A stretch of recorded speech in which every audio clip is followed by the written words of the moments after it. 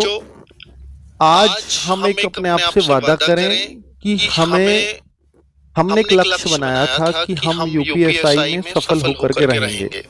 जब हम कांस्टेबल में फेल हो गए थे, बहुत सारे बच्चे हैं ऐसे जो कांस्टेबल फेल होने के बाद यूपीएसआई को अपना लक्ष्य बना रहे हैं।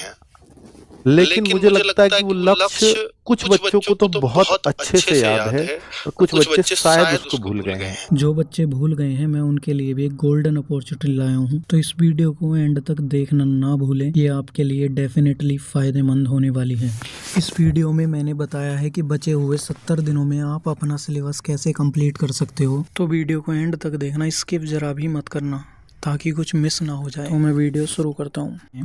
आपका सिलेबस अभी कंप्लीट नहीं हुआ है या आप सिलेबस कंप्लीट कर चुके हैं, आपको रिवीजन करना है। तो उसकी स्ट्रेटजी दी है मैंने, डे बाय डे कितने डे बच रहे हैं और किस डेट को आपको क्या पढ़ना है, वो सब कुछ मैंने दे रखा है। अगर आप इस पीडीएफ की मदद से अपनी तैयारी करोगे तो निश्चित ही आपको सफलता मिलेगी और आपके बेहतर अंक जरूर आएंगे। ठीक है, तो सबसे पहले वीडियो आप स्किप नहीं करेंगे। और दूसरी बात जो मैं आपको बताने जा रहा हूँ, ये वीडियो आप जब भी देख रहे हो, मान लो आप ये टाइटल जो शुरू हुआ है 1/5/26 से, ये टारगेट मैंने शुरू किया है, लेकिन 1/5/26 का मतलब ये है 5 जनवरी 2026 से। ठीक है, 5 जनवरी है, ये महीना पहले लिखा हुआ है और डेट बाद में। ओके, अगर आपको मान लो ये वीडियो 10 तारीख को मिलती है, 10 तारीख को आप देख रहे हो, तो आप अपने ऊपर बर्डन नहीं लेना है कि मेरे 10 तारीख से शुरू कर रहा हूँ, टारगेट 5 से शुरू था तो मेरे इतने दिन का टारगेट रह गया है। आपको ये बिल्कुल भी बर्डन नहीं लेना है, क्योंकि उसकी व्यवस्था मैंने आगे की है। आप जिस भी तारीख को देख रहे हैं उसी तारीख से आप अपना टारगेट शुरू कर दें, आपका टारगेट निश्चित ही कंप्लीट होगा, आपका सिलेबस निश्चित ही कंप्लीट होगा। मैंने किसी भी चैप्टर को इस तरीके से नहीं छोड़ा है कि इस दिन हिस्ट्री पढ़ना है, इस दिन पॉलिटी पढ़ना है। मैंने सिंपल उस चैप्टर का नाम तक दिया है कि आपको क्या चैप्टर पढ़ना है। जैसे कि अगर बात करें जीएस में 5 तारीख को क्या पढ़ना है, तो भारत का संवैधानिक विकास पढ़ना है। मैंने जितने भी सिलेबस में चैप्टर हैं उन सारे चैप्टरों को कस्टमाइज़ किया है इस पीडीएफ में। आप इस बात से बेफिक्र रहना कि आपका कोई भी चैप्टर छूटेगा, कोई चैप्टर नहीं छूटेगा, आपको रिवीजन के लिए भी वक्त मिलेगा। तो इस पीडीएफ से अगर आप पढ़ोगे तो आपको बहुत ज़्यादा फ़ायदा मिलने वाला है। तो सबसे पहली बात, मैं आपको 1 वीक का टारगेट समझा दे रहा हूँ, उसके बाद आप पीडीएफ को देख के उसे पढ़ लेना। जैसे कि अगर मैं 1 तारीख से शुरू करते हैं टारगेट को, 5 तारीख से शुरू करते हैं, तो 5 तारीख को जैसे कि ये मैथ है, मैथ में आपको 1 घंटा देना है, नंबर सिस्टम पढ़ना है। और उससे अगले दिन यानी कि 6 तारीख को भी नंबर सिस्टम पढ़ना है, इसलिए इसके नीचे कुछ लिखा हुआ नहीं है। ठीक है, रीजनिंग की बात करें तो 5 तारीख को आपको सादृश्यता या समानता पढ़ लेनी है। यूट्यूब पे छोटे मोटे चैनलों से 30-40 मिनट में ये कंप्लीट हो जाएंगे चैप्टर रीजनिंग का ये वाला, और ये 1 घंटे में कंप्लीट हो जाएगा। और वहीं हिंदी की बात करें तो हिंदी वर्णमाला पढ़नी है आपको। जीएस में आपको भारत का संवैधानिक विकास पढ़ना है, और जीएस 2 का मतलब है जीएस के लिए आपको 2 घंटे देने होंगे। आपके लिए मैंने मिनिमम 1 घंटे का टाइम रखा है, इसके लिए भी 1 घंटा, इसके लिए भी 1 घंटा, इसके लिए भी 1 घंटा, इसके लिए भी 1 घंटा, और इसी प्रकार इसके लिए भी 1 घंटा। ठीक है, ये ज़्यादा समय नहीं है। 5 घंटे आप अगर दोगे और ईमानदारी से दोगे तो आप सक्सेसफुल हो जाओगे। ठीक है, प्राचीन इतिहास की बात करें, ये यहाँ पे प्राचीन इतिहास लिखने का मतलब मेरा ये नहीं है कि मैंने यहाँ चैप्टर नहीं लिखे। मैंने, अगर आप आगे गौर देखो तो मैंने चैप्टर लिखे, जैसे भारत में यूरोपीय आगमन, भारत में ईस्ट इंडिया कंपनी और अंग्रेज, जो मेन टॉपिक्स हैं जहाँ से ज़्यादा प्रश्न आने की संभावना है, वहाँ पे मैंने उनका नाम भी लिखा है। लेकिन यहाँ प्राचीन इतिहास के लिए 3 दिन यहाँ दिए हैं।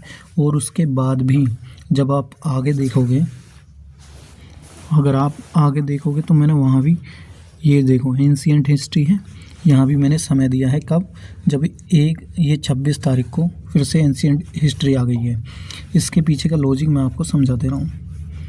आपको प्राचीन इतिहास, इन 3 दिनों में प्राचीन इतिहास के मूल चैप्टर पूरे करने। जैसे पहले दिन प्राग ऐतिहासिक काल की पढ़ सकते हो आप, ठीक है। उससे अगले दिन सिंधु घाटी की सभ्यता पढ़ लेना, और इससे अगले दिन आप मगध साम्राज्य पढ़ लेना। और बाद के जो 26 तारीख से जो एंशिएंट हिस्ट्री दोबारा शुरू हो रही है, उसमें आपको जैन धर्म, बौद्ध धर्म ये पढ़ने हैं, ठीक है। उसी प्रकार ये पूरी कंप्लीट पीडीएफ है, ठीक है, किस दिन आपको रेस्ट है। जैसे कि संडे को, हर संडे के लिए मैंने एक रेस्ट की व्यवस्था की है। इस रेस्ट का मतलब ये नहीं है तुम्हें आराम करना है, इस रेस्ट का मतलब है कि तुम्हें नया कुछ नहीं पढ़ना है। अगर आपने जो भी पीछे हफ्ते में पढ़ा है उसका आपको रिवीजन करना है, ठीक है। और अगर आपका कुछ छूट गया है तो इस दिन आप कंप्लीट कर सकते हो। वही बात मैंने आपसे शुरू में कही थी कि अगर आप जिस तारीख से शुरू करना चाह रहे हो, जिस तारीख को ये वीडियो आप देख पा रहे हो, आप अपना टारगेट उसी तारीख से शुरू करना, क्योंकि पिछली डेट के किसी भी चैप्टर से अगले चैप्टर का मैंने लिंक नहीं किया है, ताकि कोई भी चीज़ आपको रिलेटिव ना लगे। ऐसी कोई व्यवस्था मैंने इसमें नहीं की है। अगर आप देखोगे आगे तो इसी तरीके से संडे के लिए हर संडे को रेस्ट है। और आपका सिलेबस कब कंप्लीट हो रहा है, अगर मैं बात करूं तो हिंदी का सिलेबस आपका 13 फरवरी को कंप्लीट हो जाएगा। उसके बाद आपको हिंदी का रिवीजन ही करना है, ठीक है। रीजनिंग का अगर बात करूं मैं, रीजनिंग का कब कंप्लीट हो जा रहा है, रीजनिंग का सिलेबस देखा जाए तो आपका 2 फरवरी को ही कंप्लीट हो जा रहा है, ठीक है। यानी कि 31 जनवरी को कंप्लीट हो जाएगा रीजनिंग का सिलेबस। उसके बाद आपको मॉक टेस्ट लगाने हैं, रिवीजन करना है केवल। और जो भी यहाँ रिवीजन का टाइम बचे, यहाँ से रिवीजन में टाइम बचेगा, उसमें आप अपने जीके की जो पॉलिटी पहले पढ़ी है उससे भी ऐड करते चले जाना है, ठीक है। अगर आप ऐसा किया तो निश्चित ही आपको सफलता मिलेगी, ठीक है। उसके बाद मैंने, अगर आपको लग रहा है कोई भी चैप्टर छूटा है, कोई भी चैप्टर नहीं छूटा है, मैंने देखो साइंस, फिजिक्स, बायो सबका वेटेज के हिसाब से उन्हें दिन दिए हैं। जैसे कि फ़िज़िक्स के लिए 3 दिन सफिशिएंट है।